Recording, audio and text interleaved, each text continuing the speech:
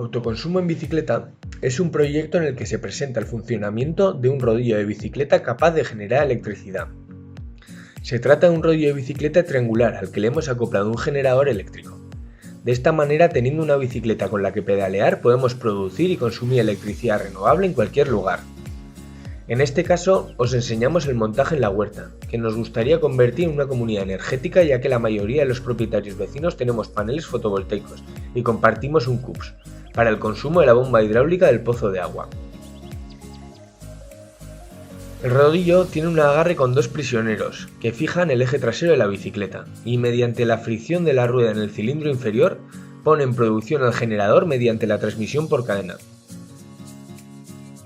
Hay que encender el equipo mediante un interruptor y nos pondríamos a pedalear para producir electricidad.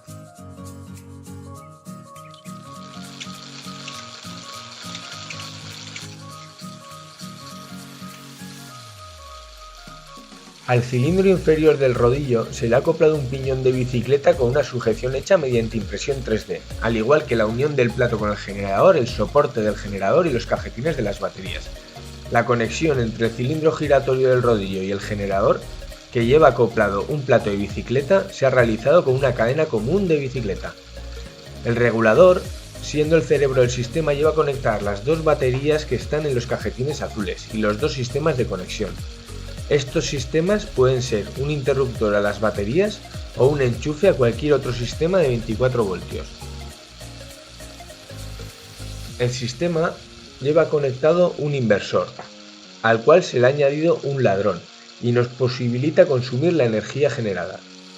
Para ello, hay que activar el interruptor del inversor y conseguimos convertir la corriente continua que producimos en corriente alterna, pudiendo conectar el sistema y cargar los electrodomésticos comunes, como pueden ser móviles, ordenadores y demás. El pequeño display que hemos instalado nos indica tanto la producción de electricidad al instante como el total de electricidad producida. Como se puede comprobar, se puede producir en multitud de entornos. Aparte de producir mediante las baterías incorporadas, existe la opción de conectarse a un sistema de baterías independiente al rodillo, como el que tenemos en la huerta. Este recibe electricidad de paneles fotovoltaicos y un mini aerogenerador que tenemos instalado, que cuenta con el mismo modelo de generador que lleva acoplado el rodillo. De esta manera podemos integrar el rodillo a una comunidad energética.